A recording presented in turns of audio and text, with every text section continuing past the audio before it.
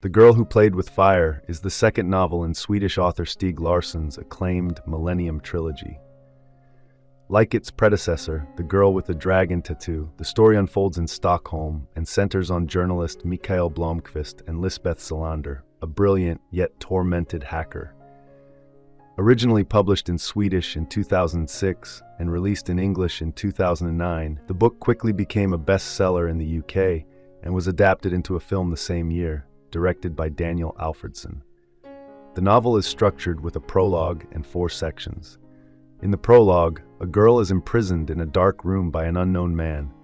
As she sits in captivity, she recalls a harrowing event in which she doused a man with gasoline and set him on fire. In the first section, Irregular Equations, Lisbeth is staying in a hotel in St. George's, Grenada, following her European travels after the events of the first book. She observes that her neighbor, Dr. Forbes, is abusive toward his wife. Using her hacker skills, she uncovers that Forbes has no assets of his own, but stands to inherit $40 million through his wife.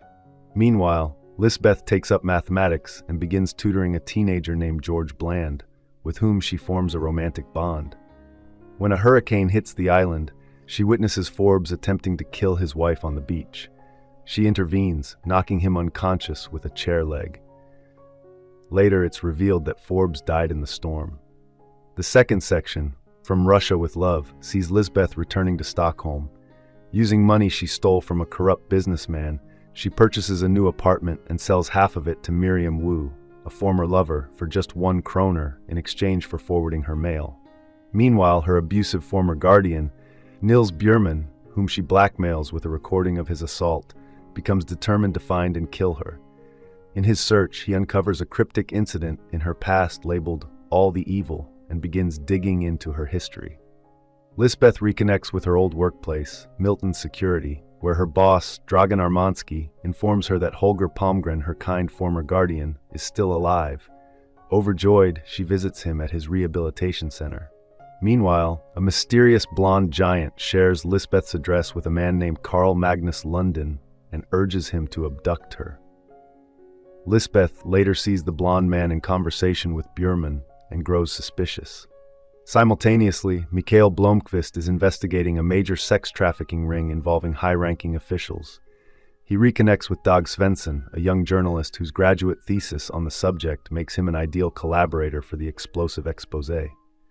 Blomkvist hasn't heard from Lisbeth in some time, but remains drawn into a story that will soon entwine their lives once again. Lisbeth learns about the upcoming sex trafficking exposé after hacking into Blomkvist's computer. One name in the report, Zala, catches her attention, prompting her to investigate further, though she still avoids contacting Blomkvist directly. In the third section, Absurd Equations, Lisbeth visits Dag Svensson and his girlfriend, Mia Johansson, to question them about Alexander Zalachenko, also known as Zala. Shortly after her visit, Dag and Mia are found shot dead in their apartment. Lisbeth becomes the prime suspect. Her fingerprints are found on the murder weapon. When police trace the gun back to her former guardian, Nils Bjurman, they find him dead as well, seemingly murdered with the same weapon. Now suspected in all 3 murders, Lisbeth goes into hiding. Meanwhile, Blomkvist and Millennium's editor-in-chief, Erika Berger, dig through their research for any connection between the article and the killings. Blomkvist suspects Lisbeth may still be hacking into his files and leaves her a message offering help. She responds, urging him to dig deeper into Zala. Following her lead, Blomkvist questions Gunnar Björk, a corrupt officer tied to the trafficking ring. Björk agrees to share what he knows about Zala if Blomkvist leaves his name out of the article. The fourth section, Terminator Mode, escalates quickly.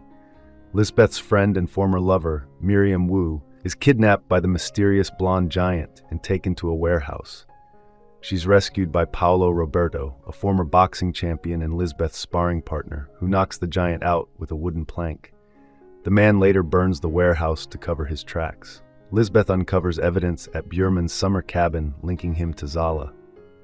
Meanwhile, Blomkvist learns from Björk that Zalachenko is a Russian defector protected by Swedish intelligence and a central figure in the sex trafficking operation. He also discovers the blonde man's identity, Ronald Niederman, Zalachenko's son. Zalachenko and Niederman capture Lisbeth and bring her to their remote farm. There, a disturbing truth is revealed. Zalachenko is Lisbeth's father, and Niederman is her half-brother. Years earlier, at age 13, Lisbeth had tried to stop her father from abusing her mother by setting him on fire with a gasoline-filled milk carton. He survived, losing a leg in the process, but Lisbeth was institutionalized. The incident, hidden in her records, is known only as all the evil. At the farm, Zalachenko shoots Lisbeth multiple times, and she's buried alive. Miraculously, she digs herself out and kills her father with an axe. As Blomkvist arrives, he spots Niederman fleeing and subdues him by tying him to a signpost.